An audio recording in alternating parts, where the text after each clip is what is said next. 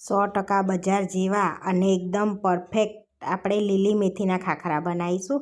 તો આ ખાખરા તમે બાળકના લંચ બોક્સમાં પણ આપી શકો છો અને તમે નાસ્તામાં પણ સવારે ચા જોડે ખાઈ શકો છો. એવા ટેસ્ટી અને ક્રિસ્પી આપણે બનાવીશું અને એકદમ પરફેક્ટ બનીને તૈયાર થશે. તમે ક્યાં ફરવા જતા હોય તો આ રીતે તમે બનાવીને લઈ જઈ શકો છો અને મહિનાઓ સુધી સ્ટોર પણ કરી શકાય છે. આ ખાખરાને એકદમ ક્રિસ્પી બનીને તૈયાર થઈ જાય છે આપણે ખાખરા. હેલો ફ્રેન્ડ્સ, આજે હું શેર કરીશ તમારી સાથે લીલી મેથીના ખાખરા બનાવવાની રેસીપી. આગળ આપણે ઘઉંનો લોટ લઈ લીધો છે. તો અહીં આગળ મેં અઢી કપના માપે ઘઉંનો લોટ લીધો છે. તો ચારીને લઈ લીધો છે અઢી કપ. હવે એની અંદર આપણે લીલી મેથી નાખવાની છે. તો 1 વાડકી જેટલી આપણે લીલી મેથી નાખીશું. તો અહીં આગળ મેં લીલી મેથીને ઝીણી ઝીણી કટ કરી લીધી છે અને 2-3 પાણીએ ધોઈ લીધી છે અને હવે એને એકદમ કોરી કરી દીધી હતી 2-3 કલાક માટે. સરસ એવી કોરી થઈ ગઈ છે, જોઈ શકો છો. હવે એ પણ આપણે એડ કરવાની છે અંદર. હવે થોડી હળદર એડ કરીશું, સ્વાદ પ્રમાણે મીઠું, 1 ચમચી લાલ મરચું પાવડર, 1 ચમચી ધાણા જીરું પાવડર. અહીંયા 1.5 ટેબલસ્પૂન જીરુંને આપણે અચકચરો વાટી લીધો છે, એ પણ એડ કરી દઈશું. થોડી હિંગ એડ કરીશું અને 1 વાડકી મેથી એડ કરી દઈશું. તો તમારી પાસે લીલી મેથી ના હોય તો કસ્તુરી મેથી પણ એડ કરી શકો છો. તો અત્યારે આપણે લીલી મેથી સિઝનમાં છે એટલે આપણે લીલી મેથીના ખાખરા બનાવીએ છીએ. હવે આપણે એની અંદર મોવન માટે તેલ એડ કરીશું. તો 2 ટેબલસ્પૂન જેટલું આપણે તેલ એડ કરવાનું છે અંદર. તો હવે આપણે બધું મિક્સ કરી લઈશું. હવે બધું આપણે મિક્સ કરી લેવાનું છે. આ રીતે આપણે મોવન 2 ચમચી જેટલું એડ કરવાનું છે. તમે વધુ ઓછું કરી શકો છો. તો આપણે બધું સરસ મિક્સ કરી દીધું છે. હવે થોડું થોડું પાણી એડ કરતા જઈશું અને સરસ એવો લોટ બાંધી લેવાનો છે આપણે. તો ના બહુ કઠણ ને ના બહુ ઢીલો, જેવો ભાખરીનો આપણે લોટ બાંધતા હોય રોટલી બનાવતા વખતે એ રીતનો જ આપણે બાંધવાનો છે લોટને, કે આપણે એકદમ પાતળી રોટલી બનવાની છે એટલા માટે. એટલે એ રીતનો આપણે લોટ બાંધીશું. સરસ એવો લોટ બાંધી લીધો છે. તો આ રીતનો આપણે ઢીલો રાખવાનો છે, કે બહુ કઠણ નહીં ને બહુ ઢીલો નહીં, એટલે આ રીતનો રાખવાનો છે. તો આટલો લોટ બાંધવામાં આપણે 1 ગ્લાસમાં આટલું પાણી બચ્યું છે. તો 1/4 કપ જેટલું પાણી બચ્યું છે. હવે આપણે 1 ચમચી જેવું તેલ એડ કરીને સરસ એને કેળવી લઈશું. એને કેળવીને સરસ સ્મૂથ કરી લઈશું. પહેલાં આપણે 1 ચમચી જેટલું તેલ નાખવાનું છે અંદર અને સરસ સ્મૂથ કરી લેવાનો છે આ રીતે આપણે લોટને. હવે સરસ આપણે કેળવી લીધો છે. 10 મિનિટ રેસ્ટ આપીશું, જેથી આપણો લોટ સરસ પલળી જશે. આપણે 10 મિનિટ થઈ ગઈ છે લોટને રેસ્ટ આપે. હવે ફરી એકવાર આપણે એને મિક્સ કરી લેવાનો છે આ રીતે, એટલે એકદમ સ્મૂથ થઈ જશે લોટ આપણે. તો હવે આપણે આમાં નાના નાના બોલ્સ વારી લઈશું.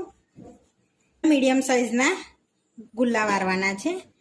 તો કારણ કે આપણે એકદમ પાતળી રોટલી વણવાની છે, એટલે આપણે આટલી સાઈઝમાં જેટલી પાતળી બને એટલી પાતળી વણવાની છે, એટલે આટલી સાઈઝમાં ગુલ્લા વારીશું. તો આપણે સરસ એવા નાના નાના બોલ્સ વાળી લીધા છે. હવે વણી લઈશું. તો આગળ આપણે એક ગુલ્લો લઈ લીધો છે. તો અટામણમાં આપણે કોટ કરી લેવાનો છે અને સરસ એવો વણી લેવાનો છે આપણે ગુલ્લાને. તો આપણે ખાખરાને એકદમ પાતળા જેટલા બને ને એટલા પાતળા વણવાના છે અને અટામણમાં કોટ કરતું જવાનું છે અને વણતું જવાનું છે, એટલે સરસ આપણે ખાખરા બનાવશે આ રીતે. તો જેટલા પાતળા બને એટલા પાતળા કરવાના છે તમારે. આપણે એકદમ સરસ એવો એકદમ પાતળો ખાખરો વણી લીધો છે. તો જોઈ શકો છો એની થિકનેસ એકદમ પાતળો કાગળ જેવો વણ્યો છે. તો આ રીતે આપણે બીજા પણ વણી લઈશું. તો અહીંયા આગળ આપણે 3 થી 4 ખાખરા વણી લીધા છે. તો હું તમને શેકીને બતાવું. તો પહેલાં આપણે એને અચકચરા કાચા પાકા શેકીશું. તો અહીંયા આગળ આપણે તવો લઈ લીધો છે. તો તવો આપણે જાડો થોડોક લેવાનો છે. તો હવે આપણે એની અંદર આપણે ખાખરો એડ કરી દેવાનો છે. તો થોડો ગરમ થઈ ગયો છે તવો, તો ખાખરો એડ કરી દઈશું આપણે અંદર. જે ભાખરી બની છે એને એડ કરી દઈશું અને આપણે પહેલાં એને કાચી પાકી શેકી લઈશું. તો આ સમયે આપણે ગેસને ધીરો રાખીશું. હવે પલટાઈશું. હવે આપણે ફરી પલટાઈ લઈશું. તો આપણે આ રીતે કાચો પાકો શેકી લેવાનો છે પહેલાં. હવે આ લઈ લઈશું, બીજો એડ કરી દઈશું. હવે આ રીતે આપણે બધા ખાખરાને કાચા પાકા પહેલાં શેકી લઈશું. આપણે જોઈ શકો છો બધા ખાખરા રેડી કરી દીધા છે આ રીતના કચરા શેકીને કાચા પાકા. તો બધા રેડી કરી દીધા છે. તો હવે આપણે ફરી એને શેકવાના છે. તો આપણે એની પર તેલ લગાડીશું. તો આ રીતે આપણે તેલ લગાડવાનું છે. તો બે ઉપર તમે ઘી પણ લગાડી શકો છો. તો અહીંયા આપણે બે ઉપર તેલ લગાડીશું આ રીતનું અને પછી પલટાઈ દઈશું અને બીજી બાજુ પણ તેલ લગાડી લઈશું અને એકદમ ધીમા તાપે આપણે ખાખરાને શેકીશું. જેથી એકદમ કડક બજાર જેવા થઈ જાય, કડક ક્રિસ્પી એવા.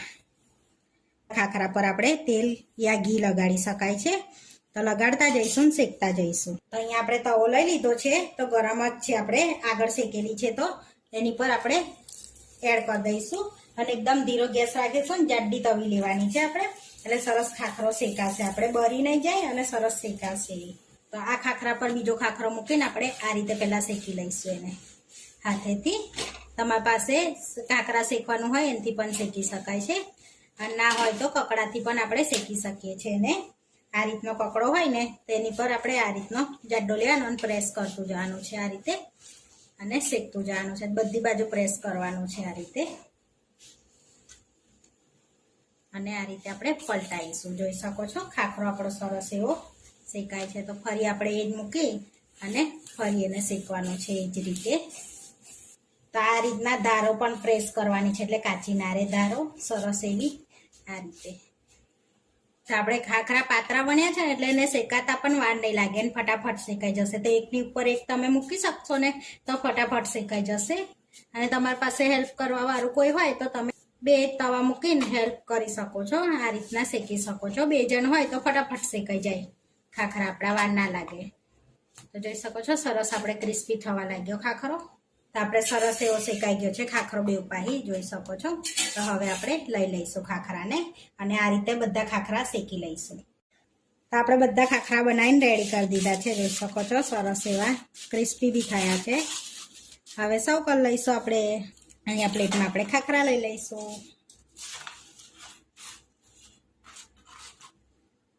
હવે ખાખરા પર આપણે થોડુંક તેલ લગાડીશું. આ રીતે આપણે પીછેથી લગાડી લઈશું બધે તેલ. હવે ઉપર આપણે ચાટ મસાલો સ્પ્રિંકલ કરીશું આ રીતે. થોડુંક લાલ મરચું સ્પ્રિંકલ કરીશું આપણે આ રીતે. આપણો ખાખરો તોડીને બતાવું, સરસ એવો ક્રિસ્પી અવાજ આવે છે. આપણા ખાખરા બનીને રેડી થઈ ગયા છે. આવા વિડીયો જોવા માટે મારી ચેનલને સબસ્ક્રાઈબ કરો, લાઇક કરો અને શેર કરો, અને તમે જરૂરથી ટ્રાય કરો. ફરી મળીશું નવા વિડીયોમાં અને કોમેન્ટ કરીને જરૂરથી જણાવજો કે તમને આ મારી રેસીપી કેવી લાગી.